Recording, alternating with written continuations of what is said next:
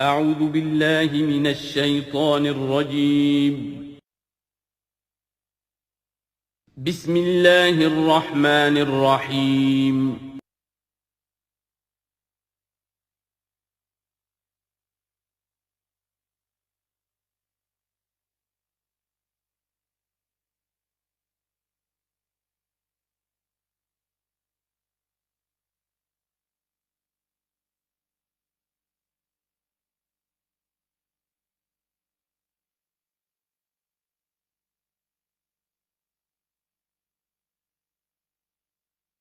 نحمده ونصلي على رسوله الكريم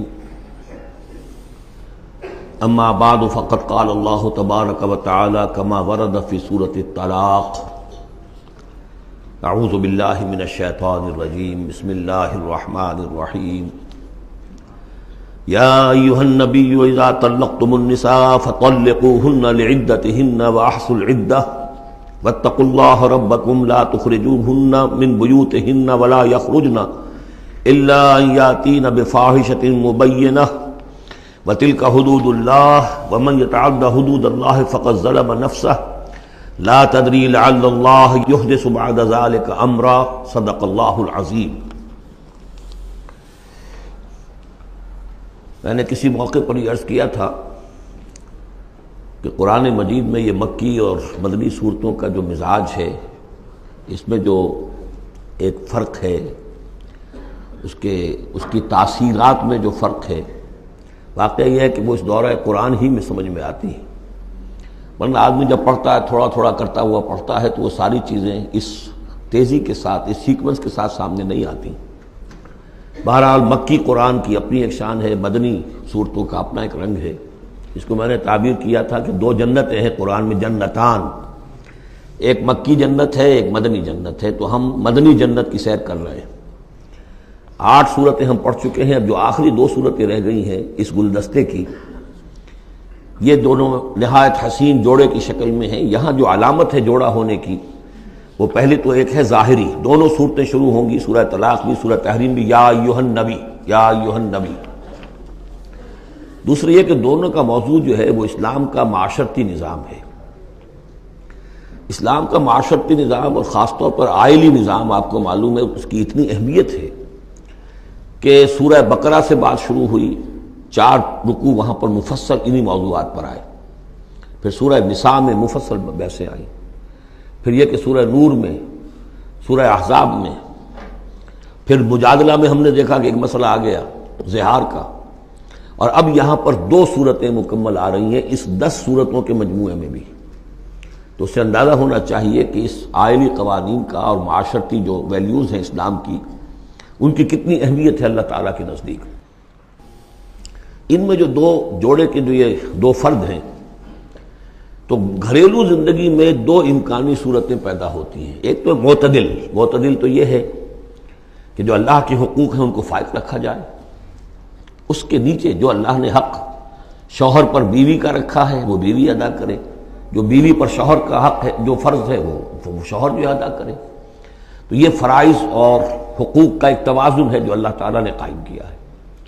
اگر یہ توازن خوبصورتی سے چل رہا ہے، حدود اللہ جو ہیں وہ ٹوٹ نہیں رہی ہیں، کہیں اس میں کوئی رخنا پیدا نہیں ہو رہا ہے، شوہر بھی بیوی بھی اپنے فرائض دینی کو ادا کرنے میں لگے ہوئے ہیں، چاہے ان میں ہائر لیول پر جا کر تھوڑا سا فرق ہو جاتا ہے، جو عام زندگی ہے اس میں کوئی فرق نہیں ہے، نماز عورت کو بھی پڑھنی ہے، مرد کو بھی پڑھنی ہے، زکوٰۃ مرد کو بھی دینی ہے، عورت کو بھی دینی ہے، روزہ عورت کو بھی رکھنا ہے، مرد کو بھی رکھنا ہے، حج جو ہے وہ فرض ہے۔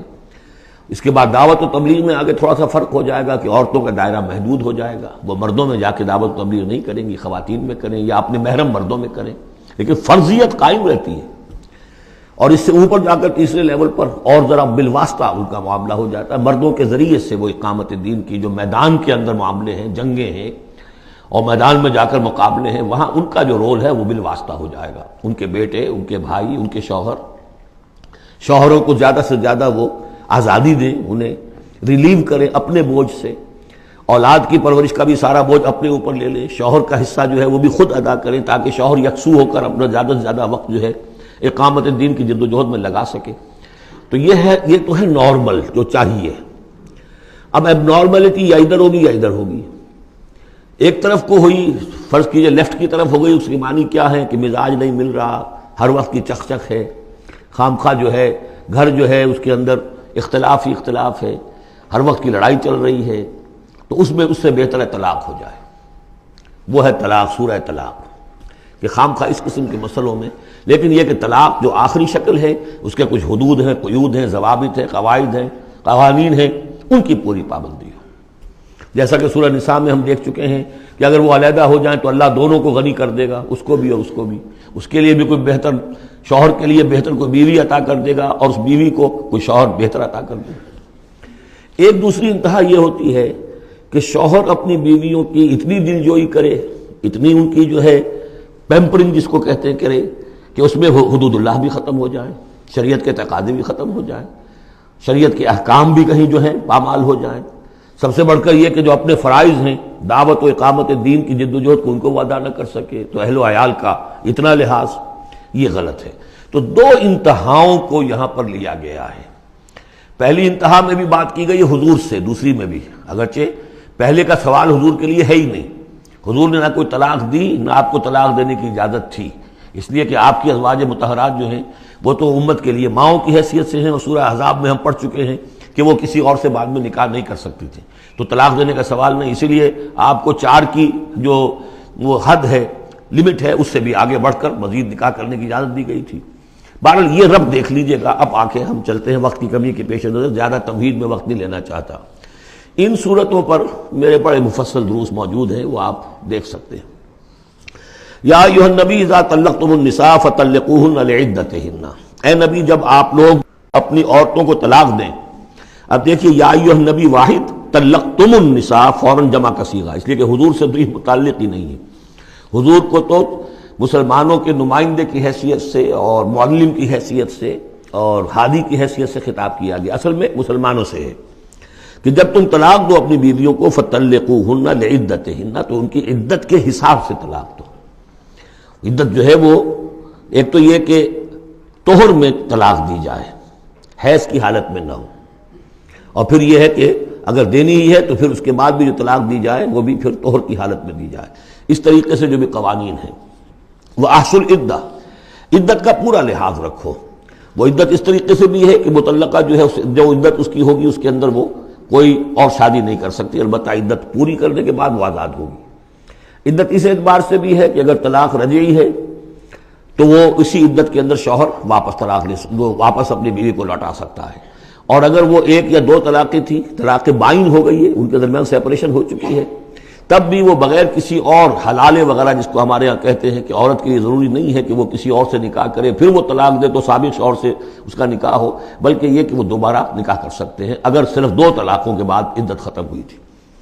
تو یہ تمام قواعد و ضوابط ہیں۔ واتقوا اللہ ربکم، اور اللہ کا تقوی اختیار کرو جو تمہارا رب ہے۔ لا تخرجوہن من بیوتہن، انہیں مت نکال باہر کرو ان کے گھروں سے کہ بس غصے میں آئے ہوئے ابھی طلاق بھی نکل جاؤ میرے گھر سے، یہ نہیں، یہ قطعاً غلط بات ہے۔ اس کی عدت ہے اور اس عدت کے اندر وہ تمہارے ہاں رہ سکتی ہے، تمہیں رکھنا ہے اسے اپنے ہاں۔ ولا یخرجن، وہ خود بھی نہ نکلے، الا ان یاتین بفاحشۃ مبینہ، البتہ اگر کوئی کھلی بے حیائی کی بات ہوئی ہے، کوئی بدکاری کی ہے عورت نے، وہ معاملہ اور ہو سکتا ہے کہ اس میں کوئی سختی کی جائے، عام حالات میں نہیں۔ وتلک حدود اللہ، یہ اللہ کے حدود ہیں۔ ومن یتعدی حدود اللہ، اور جو اللہ کی حدود سے تجاوز کرے گا، فقد ظلم نفسہ، تو اس نے تو اپنے اوپر بڑا ظلم کیا۔ لا تدری لعل اللہ یحدث بعد ذلک امرا، تمہیں نہیں معلوم کہ شاید اس کے بعد اللہ تعالیٰ کوئی نئی صورت پیدا کر دے۔ غصے میں آ کے ایک طلاق دی، بیوی ابھی عدت کے اندر گھر ہی میں ہے، ہو سکتا ہے کہ وہ غصہ ختم ہو جائے، اسی میں 1 ہی طلاق دی تھی رجوع کر لیا جائے، اللہ تعالیٰ کیا پتہ ہے، اور کوئی حالات ایسے پیدا ہو جائے، نئی صورت پیدا ہو جائے کہ اس سے آگے بات بگڑے ہی نہ۔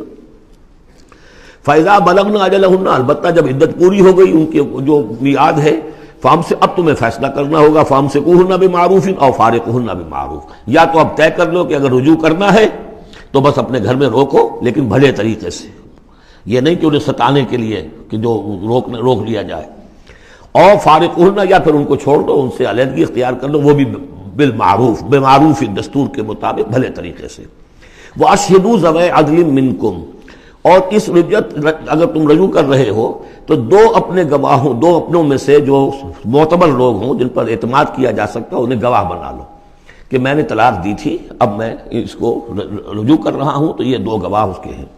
وَأَقِیمُوا الشَّهَادَةَ لِلَّهِ، اور یہ گواہی قائم کرو اللہ کے لیے۔ ذَلِكُمْ يُوعَظُ بِهِ، یہ ہے جو جس کی نصیحت کی جا رہی ہے، من کان یؤمن باللہ والیوم الآخر، اس شخص کو کہ جو ایمان رکھتا ہو اللہ پر اور یوم آخر پر۔ جیسے ہم نے 2 جگہ دیکھا کہ حضور کا اسوہ حسنہ ہے، لیکن کس کے لیے؟ اپنی جگہ تو وہ اسوہ حسنہ کاملہ ہے، لیکن اس سے استفادہ کون کرے گا؟ من کان یرجو اللہ والیوم الآخر وذکر اللہ کثیرا۔ حضرت ابراہیم اور ان کے ساتھیوں کی زندگی میں بھی اسوہ ہے، کس کے لیے؟ من کان یرجو اللہ والیوم الآخر۔ اسی طرح یہاں فرمایا ذالک یوعظ بہ، یہ وعد اور نصیحت تو کی جا رہی ہے، لیکن کس کے لیے؟ من کان یؤمن باللہ والیوم الآخر، جو ایمان رکھتا ہو اللہ پر اور یوم آخر پر۔ اب اس کے بعد اس سورہ مبارکہ میں یہ بڑا عجیب مقام ہے اس اعتبار سے قرآن کا۔ عجیب کے معنی کیا ہے؟ دل لبھانے والا، حسین۔ یہاں اللہ کے تقوی کا جو مقام اور مرتبہ واضح کیا جا رہا ہے، اللہ کی نگاہ میں اگر واقعتاً حقیقی تقوی ہے، صحیح تقوی ہے، قلب کا تقوی ہے، جیسے کہ حضور فرماتے تھے اپنے دست مبارک سے 3 مرتبہ آپ نے اشارہ کیا اپنے سیرہ مبارک کی طرف، التقوی ہا ہونا، التقوی ہا ہونا، التقوی ہا، تقوی یہاں ہوتا ہے۔ دل میں تقوی ہے تو تقوی ہے، باقی لباس اور وضاقت یہ ساری متقیوں کسی بنا لی اور اندر کا معاملہ نہیں ہے تو یہ بہروپ ہے، یہ تقوی نہیں ہے۔ لیکن حقیقی تقوی ہو تو پھر اس کا کیا مقام ہے؟ اب دیکھیے پہلی بات آ رہی ہے، وَمَن يَتَّقِ اللَّهَ يَجْعَلْ لَهُ مَخْرَجًا، جو شخص اللہ کا تقوی اختیار کرے گا اللہ اس کے لیے راستہ پیدا کر دے گا، جہاں بالکل نظر نہیں آئے گا کہ کوئی راستہ، اللہ راستہ پیدا کر دے گا۔ بالکل نظر نہیں آ رہا تھا موسیٰ کے ساتھیوں کو کہ اب کیسے بچیں گے، پیچھے لشکر آگے، آگے سمندر ہے، اللہ نے راستہ پیدا کیا۔ خود حضرت ابو بکر کا جو حال ہو گیا تھا کہ حضور اگر انہوں نے ذرا بھی دیکھ لیا، نیچے اپنے قدموں کی طرف بھی نگاہ ڈالی تو ہم نظر آ جائیں گے، آپ نے فرمایا لا تحزن ان اللہ معنا، راستہ نکالتا اللہ۔ پھر حضور گئے طائف، لیکن وہاں سے خالی ہاتھ آئے، مدینے میں اللہ نے خود ہی کھڑکی کھول دی، 6 آدمی ایمان لے آئے، آپ گئے ہی نہیں اور وہاں انقلاب بھی آ گیا۔ عظیم، اس اعتبار سے اللہ مخرج پیدا کرتا ہے۔ تم صحیح طریقے پر چلتے رہو، تقوی اختیار کرو، صحیح راستے پر جد و جہد کرو، یہ کام اللہ پر چھوڑو۔ کب اسے منظور ہے اس کا کامیاب ہونا؟ جب ہوگا وہ راستہ ایسا کھول دے گا کہ تمہیں گمان بھی نہیں ہوگا۔ وَيَرْزُقْهُ مِنْ حَيْثُ لَا يَحْتَسِبُ، اور اسے رزق دے گا وہاں سے جہاں سے اسے گمان بھی نہیں ہوگا۔ اقامت دین کی جد و جہد ہو، غلبہ دین کی جد و جہد ہو، اپنے آپ کو ان صلاتی و نسکی و محیایا و مماتی اس کا فیصلہ کرنا ہو تو سب سے بڑی رکاوٹ آتی، کھائیں گے کیا؟ تو اللہ تو کہتا ہے راضی میں ہوں، ہے ایمان اور یقین اس پر،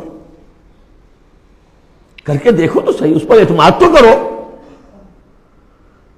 لیکن یہ کہ اس پر اعتماد کرنا، توکل، بڑی مشکل بات ہے۔ وہ تو جتنا ایمان ہوگا اتنا ہی اعتماد ہوگا، اور گہرا ایمان ہوگا گہرا اعتماد ہوگا۔ وَمَن يَتَّقِ اللَّهَ يَجْعَلْ لَهُ مَخْرَجًا وَيَرْزُقْهُ مِنْ حَيْثُ لَا يَحْتَسِبُ وَمَن يَتَوَكَّلْ عَلَى اللَّهِ فَهُوَ حَسْبُهُ۔ یہ تو ابھی تقوی والے کی بات ہے کہ وہ وہاں سے رزق دے گا جہاں سے اسے ملے گا بھی نہیں، اور جس نے اللہ پر توکل کر لیا تو وہ اس کے لیے بہت کافی ہو جائے گا۔ توکل کر کے تو دیکھو، حسبہ، وہ اس کے لیے کافی ہے۔ یہاں تک فرمایا ہے حدیث میں، من کان فی حاجت اخیہ کان اللہ فی حاجتہ، اگر کوئی مسلمان اپنے کسی بھائی کی ضرورت پوری کرنے میں لگ رہا ہے، اپنا وقت صرف کر رہا ہے، اللہ اس کی ضرورت پوری کرنی شروع کر دیتا ہے۔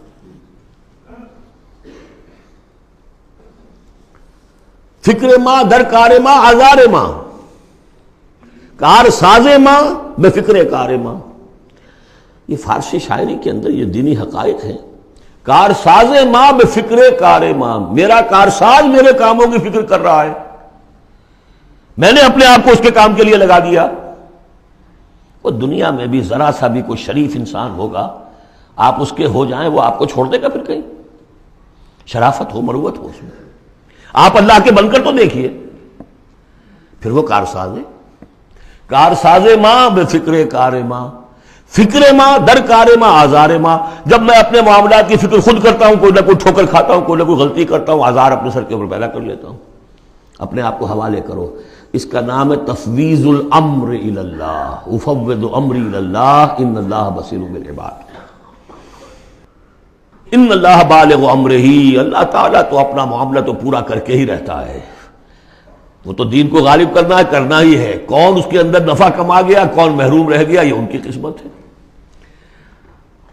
ابو بکر اور عمر اور عثمان اور علی اور عبد الرحمن ابن عوف یہ اپنی بازی جیت گئے. ابو جہل ابو لہب محروم رہ گئے. یہ تو اب ان کا معاملہ ہے. اللہ تو اپنی بات پوری کرا دے گا، اور اس دنیا کے ختم ہونے سے پہلے پورے کل ارضی پر اللہ کا دین غالب ہوگا. یہ ہونا ہے. دیکھنا یہ ہے کہ تم اس بہتی گنگا میں کو ہاتھ دھونے کو تیار ہو یا نہیں، یا تم محرومین کی فہرست میں اپنے آپ کو لانا چاہتے ہو. بس اپنا تن من دھن لگا دو اس کے اندر. تمہاری ہڈیوں کا چورا ہو کر بھی اس نئی تعمیر کی بنیادوں میں اگر لگ جائے تو بہت بڑی کامیابی ہے. قد جعل اللہ لکل شیء قدرا، بہت عمدہ مقام ہے. اللہ نے ہر چیز کے لیے ایک اندازہ مقرر کیا ہوا ہے. کب اللہ کی مدد آئے گی یہ بھی اس نے طے کیا ہوتا ہے. You have to qualify. Pre qualification conditions ہیں، تب مدد آئے گی. یوں نہیں آتی مدد. اپنا سب کچھ لگا دو پھر کہو کہ اللہ میری 15 برس کی کمائی کل میدان میں میں نے وجود ڈالی ہوئی ہے. 15 برس کی کمائی، دن کی اور رات کی کوششیں ہیں میری، صبح اور شام کی کوششیں ہیں میری. 15 برس وہ میدان میں نے لا کے ڈال دی. تب پکارو اللہ کو. اپنا مال بچا کے رکھنا ہے، اپنی مستقبل کو بھی بچانا ہے، اپنی اولاد کو بھی بچانا ہے، اور اللہ کا دین غالب ہو جائے. کہیں نام لکھا کے کسی جماعت میں شامل ہو کر بڑا تیر مار دیا، گویا کہ اللہ تعالیٰ تو جانتا ہی نہیں. کتنی کنٹریبیوشن ہے، کتنا اثار ہے، کتنی قربانی ہے، کتنا وقت ہے، کتنی محنت ہے، اللہ جانتا ہے. باقی اس نے ہر چیز کا ایک اندازہ مقرر کیا ہوا ہے. اب اس کے بعد پھر آ رہا ہے وہی طلاق کا معاملہ. واللائی یئسن من المحیض من نسائکم، اور تمہارے ہاں کی وہ خواتین کے جن کا حیض کا سلسلہ بند ہو چکا ہو، مایوس ہو چکی ہو حیض سے. ان ارتبتم فعدتہن ثلاثۃ اشہر، اگر اس میں کوئی شک بھی ہو تو پھر 3 مہینے عدت ہو جائیں گے. اب حیض تو آ نہیں رہا کہ 3 ہے طہور اور 3 حیض کا کوئی حساب کیا جائے. واللائی لم یحضن، اور وہ ابھی بچپن میں نکاح ہو گیا چونکہ ہو جاتا تھا، اور ابھی بچی کو جو ہے وہ ابھی ایام شروع ہی نہیں ہوئے ہیں، تو اب ان کی عدت کیسے ہوگی اگر ان کو طلاق دے دی گئی؟ تو ان کے لیے بھی یہ کہ 3 مہینے. وَأُولَاتُ الْأَحْمَالِ أَجَلُهُنَّ يَضَعْنَ حَمْلَهُنَّ، اور جو حاملہ ہوں ان کی پھر عدت یہ ہے کہ وہ وضع حمل ہو جائے، بچے کی پیدائش ہو جائے، اس کے بعد وہ ان کی جو ہے عدت ختم ہوگی. یہ بھی ہو سکتا ہے کہ پورے 8 مہینے لگ جائیں، 9 مہینے لگ جائیں، 4 مہینے ہو، 6 ہو، واللہ اعلم. وَمَن يَتَّقِ اللَّهَ، پھر دیکھیے تقویٰ. وَمَن يَتَّقِ اللَّهَ يَجْعَل لَّهُ مِنْ أَمْرِهِ يُسْرًا، جو اللہ کا تقویٰ اختیار کرتا ہے اللہ اس کے کاموں میں آسانی پیدا کر دیتا. فَسَنُيَسِّرُهُ لِلْيُسْرَىٰ، ذالک امر اللہ انزلہ الیکم، یہ اللہ کا حکم ہے جو اس نے نازل کر دیا ہے تمہاری طرف. اللہ یہ ذمہ داری لے رہا ہے اپنے اوپر. ومن یتق اللہ یکفر عنہ سیئاتہ، اور جو اللہ کا تقوی اختیار کرے گا اللہ تعالیٰ اس کی برائیوں کو، اب یہ آخرت کا معاملہ ہو رہا ہے، اس کی برائیوں کو، اس کے گناہوں کو اس کے نامہ اعمال سے دھو دے گا. ویعظم لہ اجرا، اور اس کے لیے بہت بڑا اجر اور ثواب ہے جو عطا کرے گا. اسکنوہن من حیث سکنتم من وجدکم، اب کسی عورت کو طلاق دی ہے، ایک طلاق دی ہے، عدت میں رکھنا ہے گھر میں، وہ پہلے آ چکا ہے، لیکن گھر میں ایسا نہ ہو کہ کہیں کسی ملازمہ کی کوٹڑی میں ڈال دو اس کو.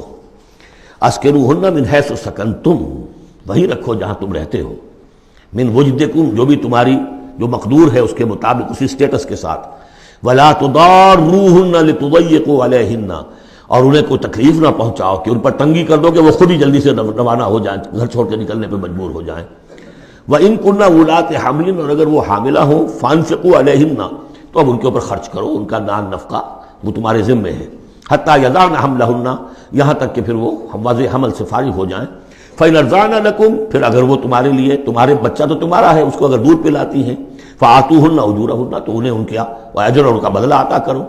وَاعْتَمِرُوا بَيْنَكُمْ بِمَعْرُوفٍ، اور آپس میں مشورہ کر لیا کرو بڑے بھلے طریقے سے. اگر طلاق بھی ہو گئی کوئی بات نہیں، انسان تو ہے نا، انسانی سطح پر، اب شوہر بیوی نہیں رہے لیکن انسان تو ہے، انسانی سطح کے اوپر بات کر لی جائے. وَاعْتَمِرُوا بَيْنَكُمْ بِمَعْرُوفٍ وَإِن تَعَاثَرْتُمْ، اور اگر کہیں ایسی زدہ ہو جائے کہ بیوی کہے میں تو دودھ نہیں پلاتی، یا کوئی اور مسئلہ ہو، فَسَتُرْضِعُ لَهُ أُخْرَىٰ، تو پھر کوئی اور عورت جو ہے اس کو دودھ پلائے. لِيُنْفِقْ ذُو سَعَةٍ مِّن سَعَتِهِ، اب اس تمام معاملے میں جو بھی شوہر ہے وہ خرچ کرے، جو وسعت والا ہے وہ اپنی وسعت کے مطابق خرچ کرے، جو اس کا بھی سطح اللہ نے اسے دی ہے اس کے مطابق. وَمَنْ قُدِرَ عَلَيْهِ، اور جس کے اوپر اللہ تعالیٰ نے رزق کی کوئی تنگی رکھی ہے، ناپ تول کر دے رہا ہے، کوئی فراوانی نہیں ہے، فَلْيُنْفِقْ مِمَّا آتَاهُ اللَّهُ، تو وہ خرچ کرے اس میں سے جو اللہ نے اس کو دیا ہے۔ لَا يُكَلِّفُ اللَّهُ نَفْسًا إِلَّا مَا آتَاهَا، اللہ تعالیٰ کسی جان کو ذمہ دار نہیں بنائے گا مگر اسی حد تک جو کچھ کہ اس نے اسے دے رکھا ہے۔ کشادگی دی ہے تو اپنی اس بیوی جو ہے مطلقہ اس کے اوپر تم رکھو، کشادگی رکھو، تنگی ہے تو ٹھیک ہے اس حساب سے دو، اللہ تو جانتا ہے۔ سَيَجْعَلُ اللَّهُ بَعْدَ عُسْرٍ يُسْرًا، یقیناً اللہ تعالیٰ جو ہے اس کے لیے سختی کے بعد آسانی بھی پیدا کر دے گا۔ وَكَأَيٍّ مِّن قَرْيَةٍ أَتَتْ عَنْ أَمْرِ رَبِّهَا، اور کتنی ہی بستیاں ایسی ہیں جنہوں نے اپنے رب کے حکم سے سرکشی کی، وَرُسُلِهِ، اور اپنے رسولوں سے سرتابی کی، ان کا کفر کیا، فَحَاسَبْنَاهَا حِسَابًا شَدِيدًا وَعَذَّبْنَاهَا عَذَابًا نُكْرًا، تو ہم نے پھر ان سے محاسبہ کیا، ان کا بہت شدید محاسبہ، اور ہم نے ان پر آفت ڈالی اور عذاب بھیجا ان پر بہت بڑا عذاب۔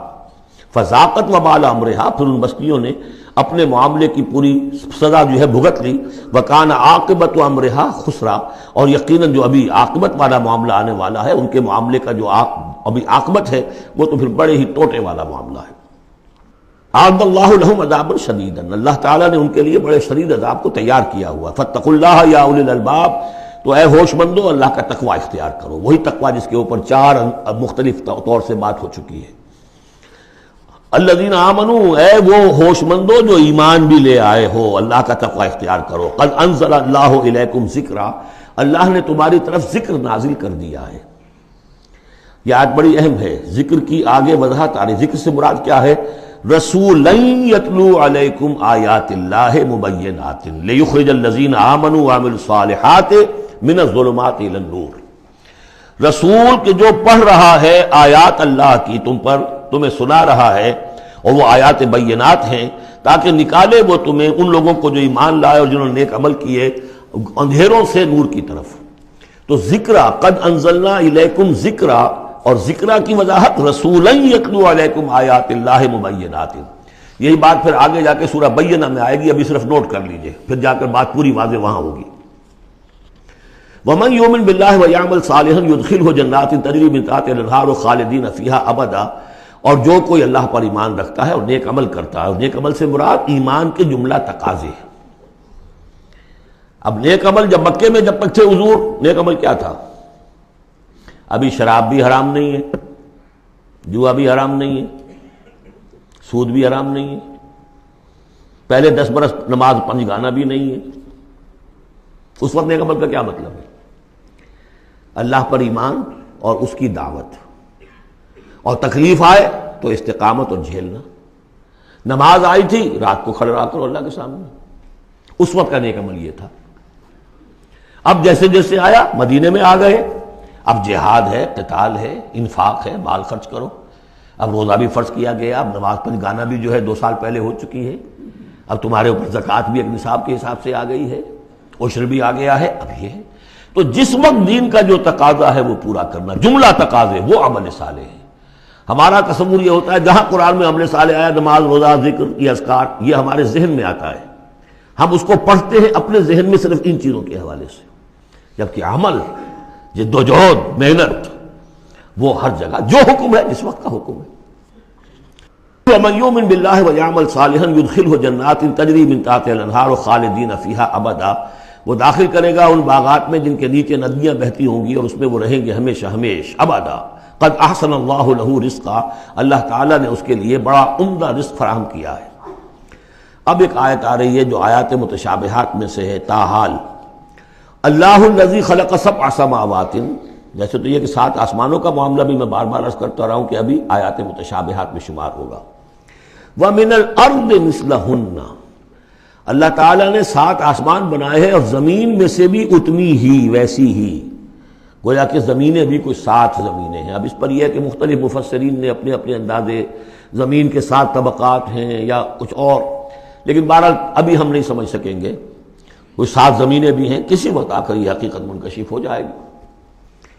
یتنزل الامر بینہن، اور یہ آسمان اور زمین کے درمیان اللہ کا امر نازل ہوتا ہے، جیسے کہ ہم پڑھا ہے سورہ سجدہ میں، یدبر الامر من السماء الى الارض ثم يعرج الیہ فی یوم کان مقدارہ 1000 سنۃ مما تعدون، یہ 1000 سال کی اللہ تعالیٰ کی ایک پلاننگ ہوتی ہے، آسمان سے زمین کی طرف اس کا فیصلہ جو ہے وہ آتا ہے، فرشتے لے کر آتے ہیں، تنفیذ ہوتی ہے، اور پھر یہ کہ وہ امر جو ہے اٹھا لیا جاتا ہے۔ اب اگلے 1000 سال کا دوسرا امر ہے جو اللہ کی طرف سے اگلے دن کا لیے طے ہو چکا ہے۔ لِتَعْلَمُوا أَنَّ اللَّهَ عَلَىٰ كُلِّ شَيْءٍ قَدِيرٌ، تمہیں اس کا یقین رہنا چاہیے کہ اللہ تعالیٰ ہر چیز پر قادر ہے۔ میں نے یہ بات عرض کی ہے کہ 2 صفات اللہ کی ہیں جس میں یہ انتہائی اہمیت کے ساتھ عَلَىٰ كُلِّ شَيْءٍ قَدِيرٌ بِكُلِّ شَيْءٍ عَلِيمٌ، ان 2 صفات کا تو مراقبہ اتنا گہرا ہونا چاہیے کہ کبھی شک نہ آنے پائے کسی چیز کے بارے میں۔ وَأَنَّ اللَّهَ قَدْ أَحَاطَ بِكُلِّ شَيْءٍ عِلْمًا، دیکھیے دوسری بھی آ گئی علم، اور یہ کہ اس نے ہر شے کا اس کے علم کا احاطہ کیا ہوا ہے، نہ اس کی قدرت سے باہر کچھ ہے نہ اس کے علم سے باہر کچھ ہے۔ اب یہ دوسری سورت بسم اللہ الرحمن الرحیم، سورۃ التحریم، یعنی یہ معاملہ کہ بیویوں کی محبت یا ان کے جذبات کا لحاظ اور پاس یا ان کی دلجوئی میں کوئی کام آپ ایسا کر بیٹھے کہ جو شریعت میں جائز نہیں، یا شریعت کا کوئی جائز کام ہے وہ آپ اس کو نہ کرنے کی قسم کھا لیں۔ اب ظاہر بات ہے کہ حضور کے لیے یہ تو ممکن نہیں تھا، قطعاً کا کوئی سوال ہی نہیں کہ آپ اپنی کسی بیوی کی محبت کی وجہ سے یا دلجوئی کی وجہ سے کسی حرام کام کا ارتکاب کرتے ہیں، لیکن 2-3 واقعات ایسے ملتے ہیں کہ حضور نے اپنی بیویوں کی دلجوئی کے سلسلے میں کوئی چیز جو آپ کے لیے اصلاً حلال تھی اس کے بارے میں قسم کھا لی کہ اب یہ میں استعمال نہیں کروں گا، اس پر پکڑ آ گئی ہے۔ یا ایھا النبی لم تحرم ما احل اللہ لک، اے نبی صلی اللہ علیہ وسلم کیوں آپ حرام ٹھہرا رہے ہیں اپنے اوپر وہ شے جو اللہ نے آپ کے لیے حلال کی ہے۔ تبتغی مرضات ازواجک،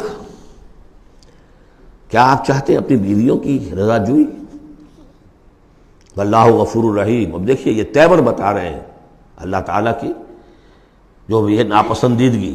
یا ایھا النبی لم تحرم ما احل اللہ لک تبتغی مرضات ازواجک واللہ غفور الرحیم، اللہ غفور الرحیم ہے، اللہ نے معاف فرمایا، اللہ نے آپ کی خطا سے درگزر کیا۔ قد فرض اللہ لکم تحلۃ ایمانکم، اللہ تعالیٰ نے تمہارے لیے ایسی قسموں کا کھول دینا جو ہے اس کا راستہ معین کر دیا ہے۔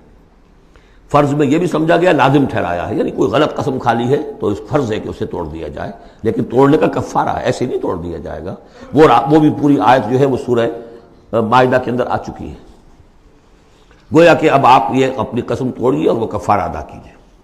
واللہ مولاکم، اللہ تمہارا مولا ہے، مددگار ہے، پشت پناہ ہے، وہو العلیم الحکیم، اور وہ سب کو جاننے والا ہے، کمال حکمت والا۔ وَإِذْ أَسَرَّ النَّبِيُّ إِلَىٰ بَعْضِ أَزْوَاجِهِ حَدِيثًا، اور جب نبی نے صلی اللہ علیہ وسلم اپنی بعض ازواج، اپنی کسی زوجہ محترمہ کو کوئی بات بتائی، اسرہ، اسرار سے، خفیہ طور پر، راز کے طور پر، میں ان تفاصیل میں نہیں جا رہا کہ واقعات کیا تھے ورنہ بہت دیر لگ جائے گی، بات سمجھنی چاہیے، باقی یہ کہ آپ تفسیروں میں دیکھ سکتے ہیں۔ تو آپ نے کوئی بات اپنی کسی ایک زوجہ محترمہ کو بتائی اور کہا دیکھو یہ کسی اور سے کہنا نہیں، یہ میرا راز ہے۔ فلما نبات میں ہی، جب انہوں نے اس کو ظاہر کر دیا، عورتوں کے کہتے ہیں پیٹ ہلکے ہوتے ہیں اس معنی میں کہ راز رکھنے اپنے پاس، بہت سے مرد بھی عورتوں کی طرح کے ہوتے ہیں، ان سے کوئی چیز چھپائی نہیں جاتی، نہ ہر زن زنست و نہ ہر مرد مرد، لیکن یہ کہ عام طور پر یہ عورتوں کی کمزوری شمار ہوتی ہے۔ تو ازواج مطہرات سے بھی اس کا صدور ہوا ہے۔ فلما نبات بھی، جب انہوں نے اسے ظاہر کر دیا، وَأَظْهَرَهُ اللَّهُ عَلَيْهِ، اللہ تعالیٰ نے اپنے نبی کو صلی اللہ علیہ وسلم سے مطلع فرما دیا کہ وہ راز نہیں رہا ہے، راز آپ کی ان اہلیہ نے فاش کر دیا ہے۔ عرف بعضه، تو حضور نے کچھ تو ان کے سامنے ظاہر کر دیا، وَأَعْرَضَ عَن بَعْضٍ، بات پوری ان کو نہیں بتائی، بعض جو ہے روک لی۔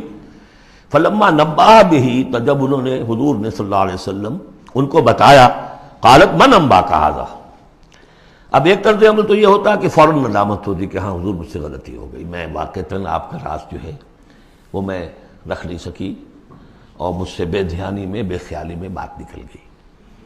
ایک دوسرا یہ ہے من انباک، آپ کو کس نے بتایا؟ یہ انداز جو ہے، دیکھیے عام بیوی عام شوہر کے درمیان اس میں کوئی حرج نہیں، لیکن جیسا کہ سورہ حجرات میں ہم پڑھا ہے، اعلموا، جان لو اچھی طرح، ان فیکم رسول اللہ، اے عائشہ، اے حفصہ، یہ تمہارے شوہر ہی شوہر نہیں ہے، یہ اللہ کے رسول ہیں۔ طرز عمل تمہارا جو ہے ان کے ساتھ بہت محتاط ہونا چاہیے، بہت محتاط ہونا چاہیے۔ من انباک، آپ کو اس نے بتایا؟ قال نبانی العلیم الخبیر، جواب میں بھی غصہ ہے حضور کا، مجھے اس نے بتایا کہ جو العلیم ہے اور خبیر ہے، جو سب کچھ جاننے والا ہے اور ہر چیز سے باخبر ہے۔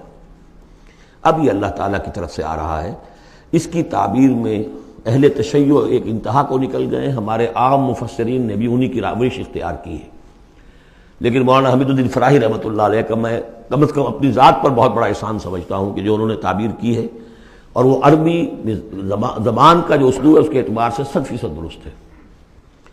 ان تتوبا الی اللہ فقد صغت قلوبکما، اگر تم دونوں، اب ظاہر بات ہے کہ ایک اہلیہ کا نے راز چھپایا جو دیا گیا تھا دوسری اہلیہ، حضور کی دوسری اہلیہ کو کہا جاتا ہے حضرت حفصہ نے یہ معاملہ کیا، حضرت عائشہ کو بتا دیا۔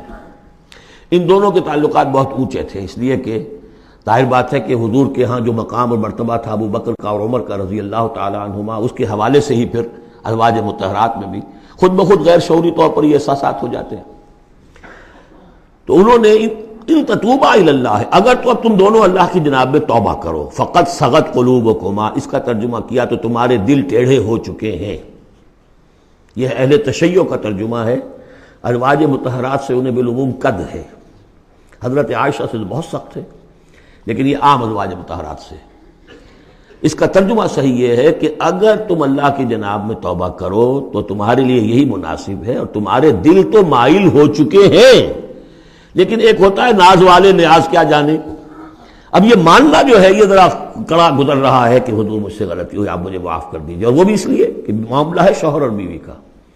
جیسے ہم کہتے ہیں کہ میاں تمہارے دل میں تو بات اب آ چکی ہے، بس تم مان نہیں رہے ہو، دل میں تو تم نے بات سمجھ لی ہے، تم اگر ایسا کرو تو یقیناً تمہارے لائق ہے، یہ انداز ہے یہ، اور یہ بہت سی مثالیں دے کر انہوں نے واضح کیا، اب میں اسے بہت بڑا احسان مانتا ہوں۔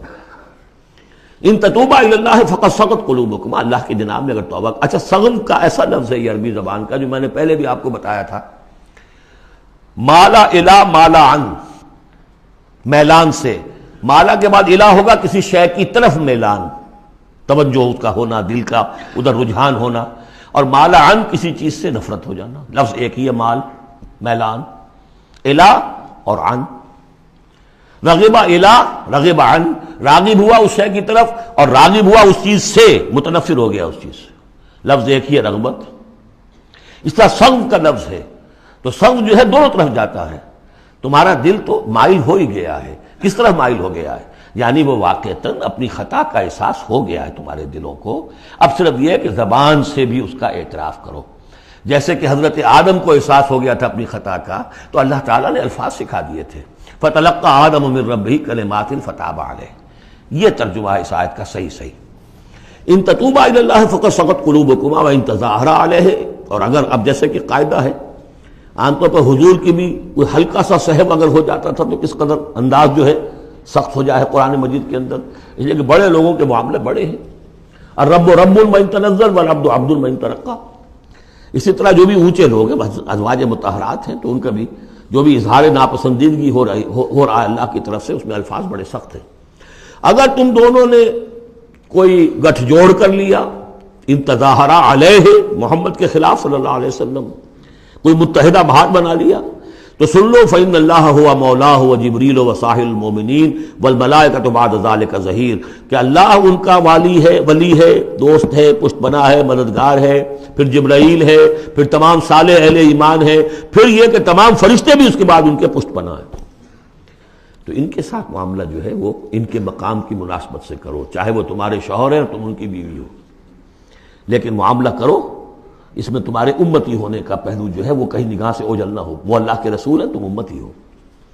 عسیٰ ربہ، ابھی اور سختی آ رہی ہے، امید ہے کہ ان کا رب ان طلقکن، اگر تم سب کو طلاق دے دے، ان یبدلہ ازواجا خیرا منکن، کہ بدل دے تم سے کہیں بہتر بیویاں ان کو عطا کر دے، مسلمات مومنات قانتات تائبات عابدات سائحات ثیبات وابکارا، یہ سارے اوصاف ان میں واو ہے ہی نہیں، بیک وقت یہ سارے اوصاف ہوں، مسلم بھی ہوں، مومن بھی ہوں، فرما بردار بھی ہوں، توبہ کرنے والیاں، عابدات عبادت گزار، سائحات دنیا کی لذات سے کنارہ کش، سیبات بھی ہو سکتی ہیں، حضور کے نکاح میں تو اکثر سیبہ ہی آئی ہیں، سیبہ وہ ہے جن کی پہلے کوئی شادی ہوئی ہو، طلاق ہو گئی ہو، یا یہ کہ بیوہ ہو گئی ہوں، اکثر و بیشتر جو آپ کے نکاح ہیں وہ سیبات سے ہیں، وہ ابکارا اور کنواری بھی، تو ایک غالباً جہاں تک مجھے میرا ذہن ہے صرف ایک حضرت عائشہ صدیقہ ہے رضی اللہ تعالی عنہ کہ جو کنواری حیثیت سے آئی ہیں حضور کے نکاح میں، باقی سب کی سب سیبہ تھیں۔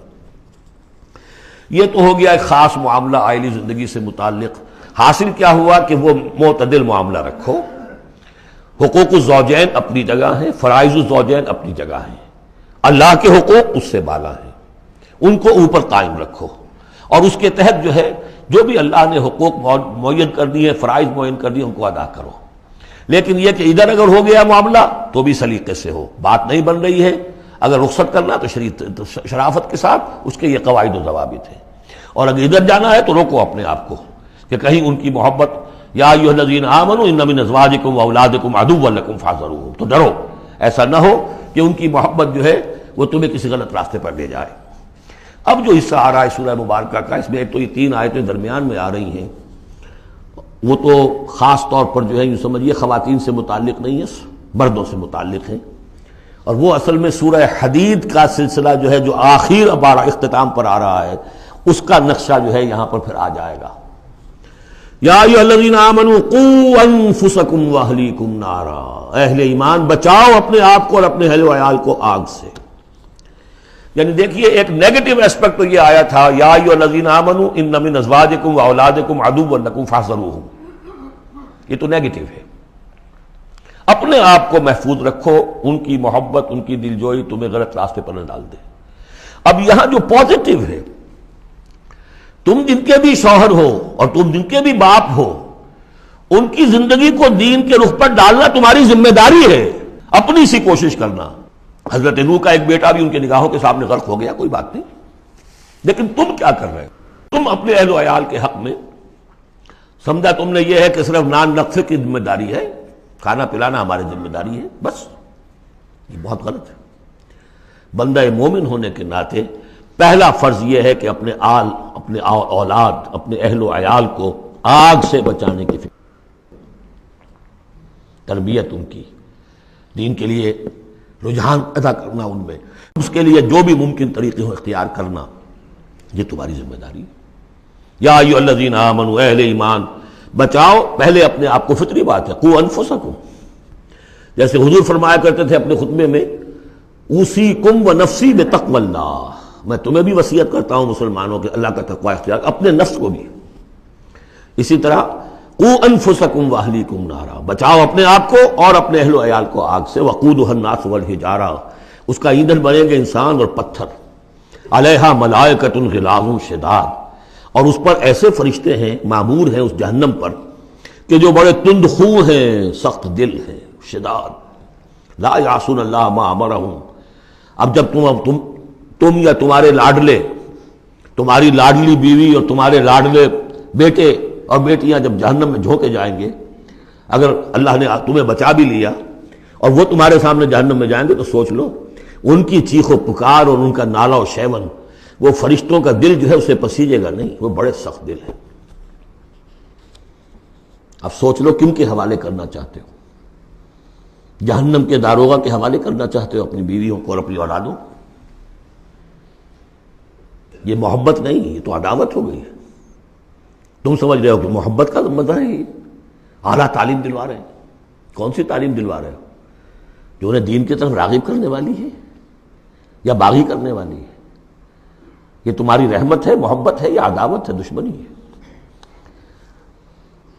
علیہا ملائکۃ غلاظ شداد، ان کا دل پسیجے گا نہیں، پتھر کی طرح سخت دل ہوگے ان کے، غلاظ شداد، چیخے جاؤ، چلائے جاؤ، نالہ و شیون، لا یعصون اللہ ما امرہم، جو اللہ کا حکم ہوگا وہ اس کی نافرمانی نہیں کریں گے، جس کو جو عذاب دینا ہے وہ دیں گے، وَيَفْعَلُونَ مَا يُؤْمَرُونَ، اور کریں گے وہی کچھ جس کا انہیں حکم دیا جائے گا۔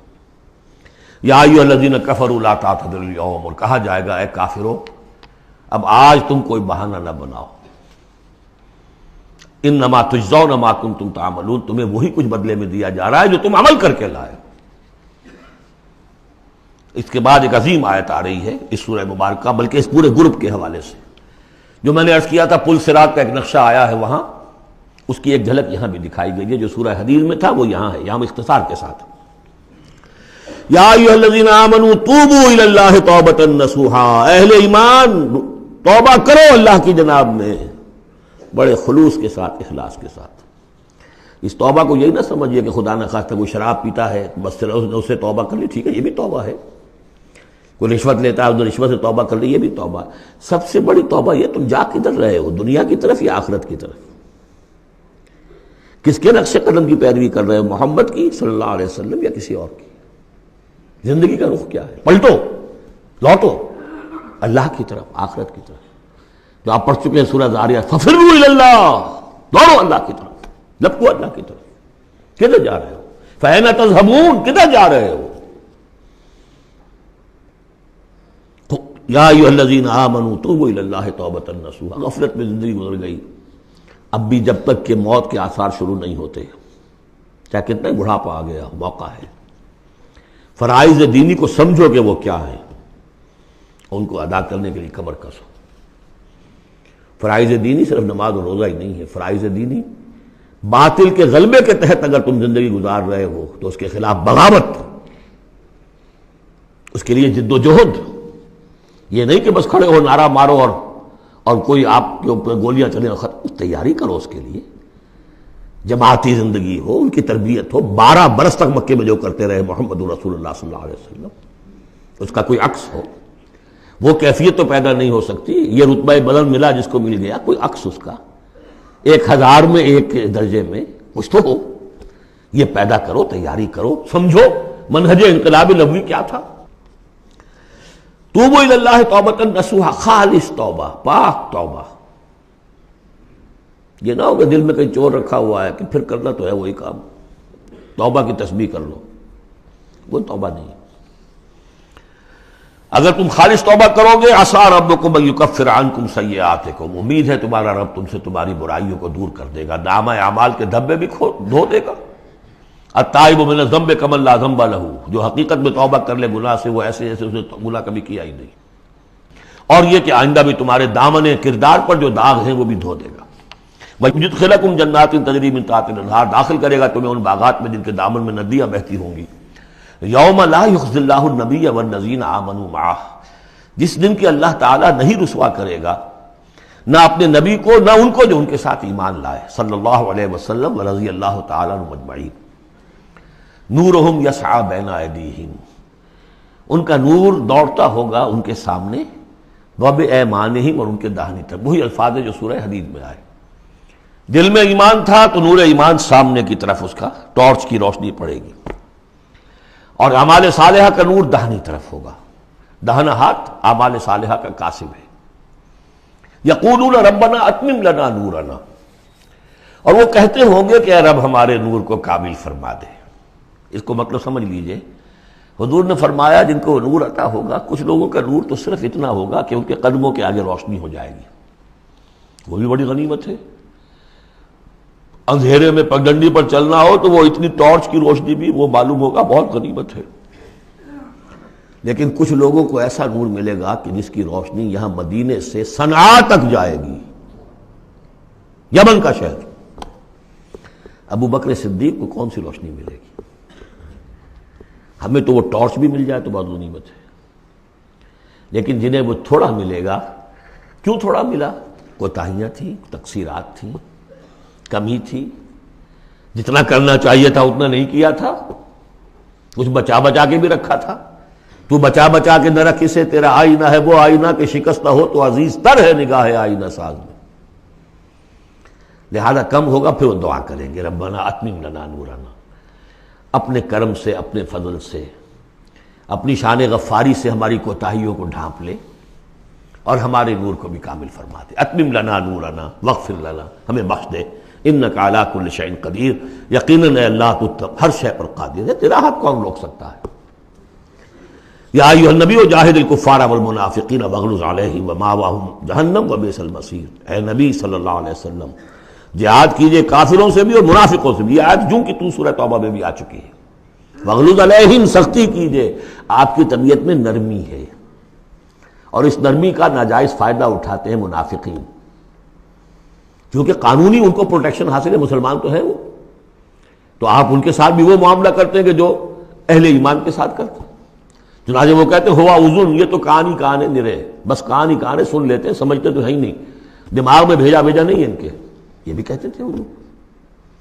لیکن آپ سختی کیجئے، یا ایھا النبی جاہد الکفار والمنافقین واغلظ علیہم، ومأواہم جہنم، ان کا ٹھکانہ جہنم ہے، وبئس المصیر، اور بہت ہی برا ٹھکانہ ہے۔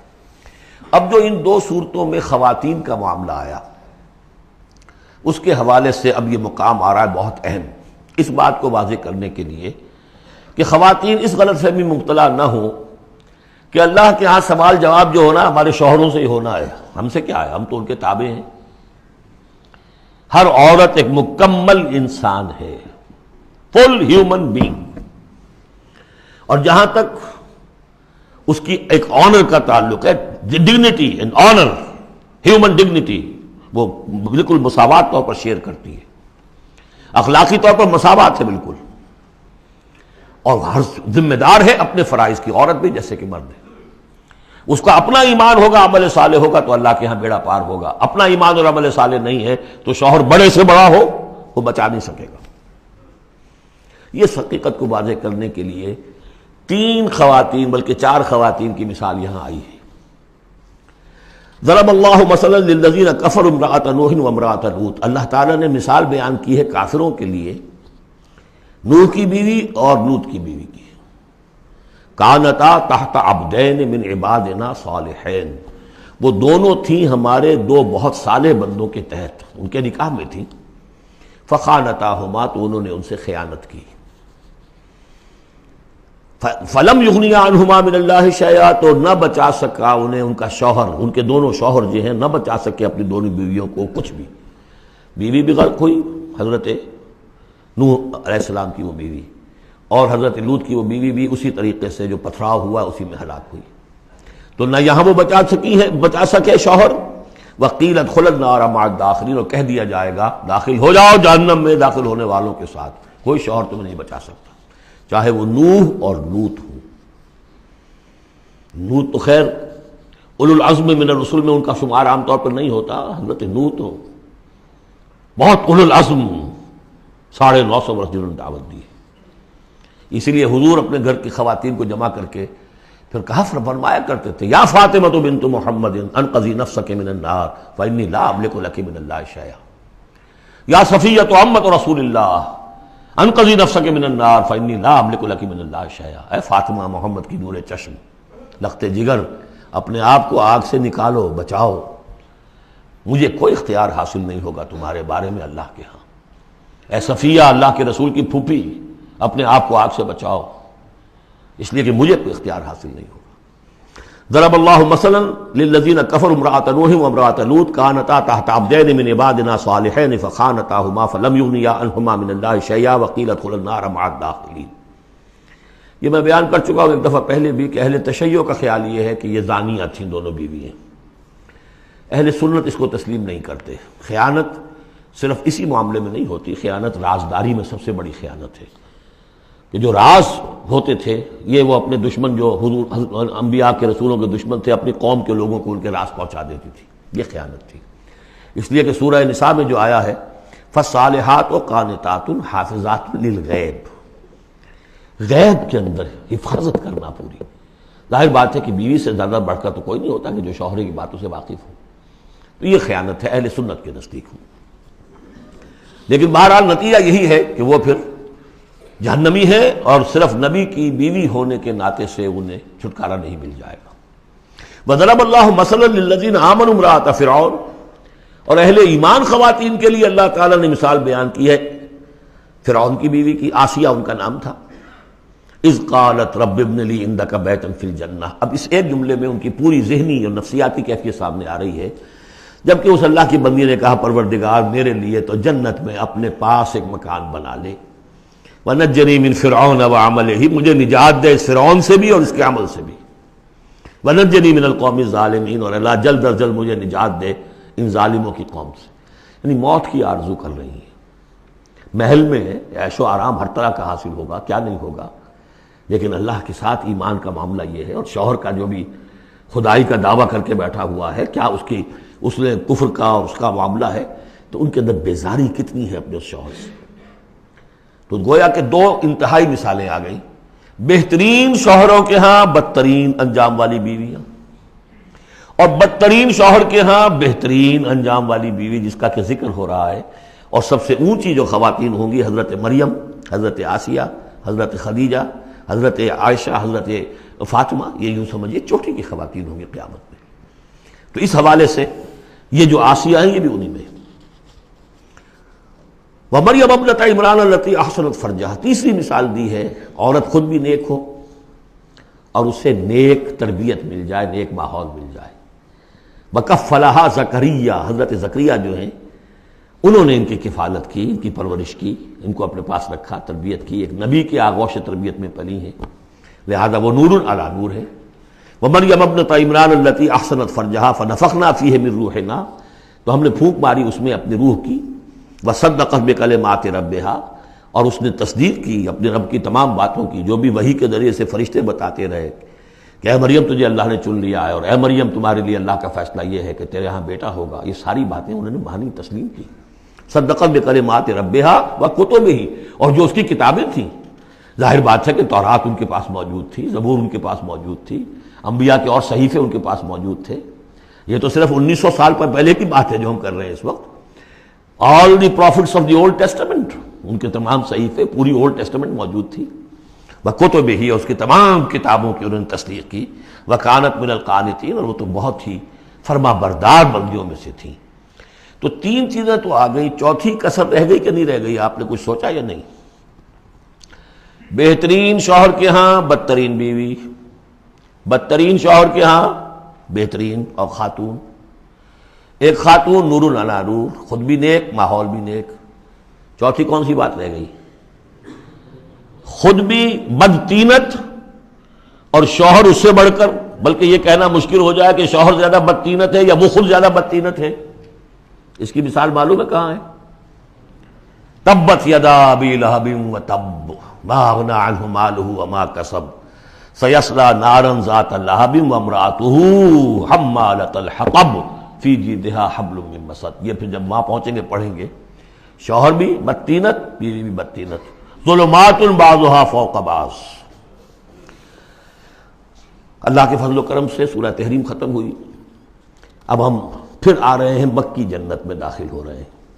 یہاں سے اب آخری گروپ شروع ہو رہا ہے۔ آخری منزل تو سورہ قاف سے شروع ہوئی تھی، چھٹا گروپ مکی اور مدنی صورتوں کا یہاں ختم ہو گیا۔ 7 صورتیں، حسین ترین صورتیں قرآن کی، وہ پہلی 7 صورتیں تھیں، سورہ قاف، سورہ ذاریات، سورہ طور، سورہ نجم، سورہ قمر، سورہ رحمان، عروس القرآن، پھر سورہ واقعہ، پھر یہ 10 صورتیں آ گئیں، سورہ حدید، سورہ مجادلہ، سورہ حشر، سورہ ممتحنہ، سورہ صف، سورہ جمعہ، سورہ منافقون، سورہ تغابن، سورہ طلاق، سورہ تحریم۔ اب پھر یہ مکی قرآن مجید، یہ آخری گروپ ہے۔ اس میں بھی پہلی 6 صورتیں جو ہیں وہ 3 کے سب گروپس کی شکل میں ہیں۔ سورہ ملک بڑی، جیسے سورہ قاف وہاں تھی اسی مقام پر یہاں سورہ ملک ہے، بہت جامع، اس کی تاثیر، اور یہ بہت حضور کو عزیز تھی۔ آپ کی کے معمولات میں سے تھا، رات کو سوتے ہوئے آپ سورہ ملک پڑھا کرتے تھے، اور اس کی آپ نے تلقین کی ہے۔ بسم اللہ الرحمن الرحیم، تبارک الذی بیدہ الملک وہو علی کل شیء قدیر، بڑی بابرکت ہے وہ ہستی جس کے ہاتھ میں ہے بادشاہی، راج اس کا ہے۔ یہ ہے دین کا سیاسی پہلو، پوری کائنات پر اس کا راج چل رہا ہے۔ دنیا میں بغاوت ہے، کیوں ہے؟ وہ اپنے ایمان کے دعوے داروں کا امتحان لینا چاہتا ہے بس، ورنہ سورج، چاند، گیلیکسیز، پوری کائنات اور خود ہمارے جسم کا ایک ایک ذرہ اس کے قانون کا پابند ہے، تابع ہے۔ ہمارا جسم ہمارے اختیار میں کہاں ہے؟ میں تنگ آ جاتا ہوں، 2 دن ہوتے ہیں یہاں سے تو طبیعت خراب ہو جاتی ہے، جب تک کہ وقت لگتا ہے کینچی لے کر بیٹھتا ہوں۔ اگر میں چاہوں کہ یہاں بال نہ آئے، میرا جسم ہے، میرا تو اختیار نہیں، وہ تو آئیں گے۔ تو ہمارا جسم بھی جہاں تک اس کی فزیولوجی کا تعلق ہے، اس کی اناٹومی کا تعلق ہے، یہ سارا اللہ کے قانون کے تابع، میرے تابع تو نہیں۔ میں چاہوں میرا دل ذرا رک جائے، جب چاہوں میں اس کو سٹارٹ کر دوں، تو یہ تو نہیں ہوگا، جب بند ہوگا بند ہو جائے گا، میرے اختیار میں نہیں ہے۔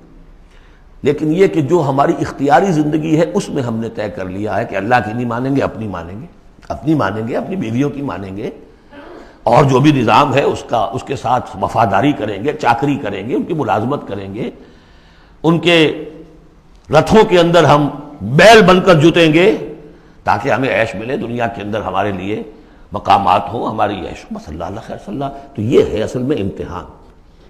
ورنہ بادشاہی یہاں اب بھی اسی کی ہے. یہ صرف ہلدی کی گانٹھ ہے جسے لے کر ہم پنساری بن کر بیٹھ گئے. میری مرضی، میرا خیال، میرا نظریہ یہ ہے، اور ہمارے نزدیک جو ہے طریقتکم المثلی، ہمارے جو کلچر ہے، مثالی نظام جو ہم نے بنایا ہے، ہمیں اس کی حفاظت کرنی ہے. تبارک الذی بیدہ الملک وہو علی کل شیء قدیر، وہ ہر چیز پر قادر ہے. الذی خلق الموت والحیات لیبلوکم ایکم احسن عملا. اب دیکھیے ہم نے حیات انسانی کا جو اب تک سمجھا ہے، جس کو کہ عمر نے، جو کہ بہت بڑا شاعر ہے، اس نے اپنی بیوی سے خطاب کر کے کہا ہے حیات ثم موت ثم بعث حدیث و خرافات یا ام عمری. یہ کیا ہے زندگی پھر موت پھر زندگی، یہ کیا سب حدیث و خرافات معاذ اللہ. ہم نے بھی دیکھا پہلے کنتم امواتا فاحیاکم ثم یمیتکم ثم یحییکم ثم الیہ ترجعون. یہ وقفے کیوں ڈالے گئے؟ یہ موت کا وقفہ کیوں ڈال کر زندگی کا ایک حصہ نکال دیا علیحدہ؟ 30 40 50 60 سال یہ دنیا کی زندگی، پھر موت کا وقفہ. موت ایک زندگی کا وقفہ ہے، یعنی آگے بڑھیں گے دم لے کر. کیوں؟ اس کی حکمت بتائی جو ہم پڑھائیں سورہ واقعہ میں. قدرنا بینکم الموت، تمہاری ہی زندگی کا تسلسل ہے جس میں ہم نے ایک وقفہ موت کا ڈال دیا ہے. کیوں ڈالا ہے؟ خلق الموت والحیات لیبلوکم ایکم احسن عملا. یہ جو چنک علیحدہ کیا ہے یہ اس لیے کہ تمہاری آزمائش ہو، امتحان ہو، تمہیں جانچا جائے. وہ 3 گھنٹے کا امتحان ہوتا تھا جو دیتے تھے تم کبھی اسکولوں میں، اب یہ 30 برس کا سمجھ. اور واقعی 30 برس ہی ہوتے ہیں آدمی کے پاس. پہلی زندگی کے 20-25 برس ویسے گزر گئے، شعوری ابھی نہیں ہے، اور پھر ایک خاص عمر کے بعد جو ہے آزاد ڈھیلے پڑ گئے، اور پھر یہ کہ کیلا یعلم من بعد علم شیئا. 30 نہیں ہوں گے 40 مل جائیں گے آدمی کو. کام تو یہی ہوتا اس کی زندگی کا. لیکن اس لیے ہے لیبلوکم ایکم احسن عملا، تاکہ تمہیں جانچے پرکھے دیکھے تم میں سے کون ہے اچھے عمل کرنے والا. اب دیکھیے علامہ اقبال کی جو نظم ہے زندگی کے موضوع پر، واقعہ یہ ہے کہ بہت چوٹی کی چیز ہے، بہت عمدہ چیز. تو اسے پیمانہ امروز فردا سے نہ ناپ، جاویداں پہم دواں ہر دم جواں ہے زندگی. قلزم ہستی سے تو ابھرا ہے مانند حباب. جیسے سمندر میں ایک بلبلا سا ہوتا ہے، کتنی زندگی ہوتی ہے بلبلے کی. قلزم ہستی سے تو ابھرا ہے مانند حباب، اس زیاں خانے میں تیرا امتحان ہے زندگی. خلق الموت والحیات لیبلوکم ایکم احسن عملا. ہے کبھی جان اور کبھی تسلیم جان ہے زندگی. کبھی زندگی جان سے مترادف ہے، عبارت ہے، کبھی جان دینا اصل زندگی ہے. وَلَا تَقُولُوا لِمَنْ يُقْتَلُ فِي سَبِيلِ اللَّهِ أَمْوَاتٌ بَلْ أَحْيَاءٌ وَلَكِنْ لَا تَشْعُرُونَ. ہے کبھی جان اور کبھی تسلیم جان ہے زندگی. اصل زندگی جو ہے وہ جان دے دینے سے حاصل ہوتی. الذی خلق 7 سماوات طباقا، وہ اللہ جس نے بنائے 7 آسمان ایک دوسرے کے اوپر. آیات متشابہات میں سے ہے. ما تری فی خلق الرحمن من تفاوت، تم نہیں دیکھ پاؤ گے اللہ کی تخلیق میں کہیں کوئی فرق. اتنا محکم نظام ہے، اتنا محکم نظام. کیا کسی سائنسدان نے آج تک یہ بھی کہا کہ تخلیق میں یہاں نقص ہے؟ کسی نے کہا؟ زوالوجی کی فیلڈ میں یا باٹنی کی فیلڈ میں یا کسی اور فیلڈ میں، جیولوجی کی فیلڈ میں، ایسٹرونومی کی، کسی نے کہا ہے؟ ما تری فی خلق الرحمن من تفاوت فارجع البصر هل تری من فطور. پھر ذرا دوبارہ لوٹا لو اپنی نگاہ، دیکھ لو، ہر میدان میں دیکھ لو، کہیں تمہیں کوئی رخنا نظر آتا ہے؟ اگر یہ تخلیق کامل ہے تو کامل حقیقت میں کون ہے؟ اس کا خالق، اس کا باری، اس کا مصور. بس یہ نظر نہیں آتا. سائنسدان سب کچھ دیکھ رہے ہیں، ڈھونڈنے والا ستاروں کی گزرگاہوں کا اپنے افکار کی دنیا میں سفر کر نہ سکا. بڑے بڑے صاحب بصیرت و بڑے بڑے عقل مند اپنی ناک تلے کے پتھر سے ٹھوکر کھاتے ہیں. دیکھ رہے ہیں ٹیلیسکوپ سے ٹھوکر کھا رہے ہیں وہاں جو سامنے پتھر پڑا ہوا ہے اس سے. یہ ہو رہا ہے آج ہمارے ساتھ. سپر جیل کا بسرا کر رہے ہیں، پھر لوٹاؤ ذرا اپنی نگاہ کو 2 مرتبہ اور. ینقلب الیک البصر خاسئا وہو حسیر. تمہاری نگاہ تھک ہار کر لوٹ آئے گی، تمہیں ہماری تخلیق میں کہیں کوئی رخنا، کوئی دراڑ نظر نہیں آئے گی. بارک اللہ لی ولکم فی القرآن العظیم ونفعنی وإیاکم بالآیات والذکر الحکیم۔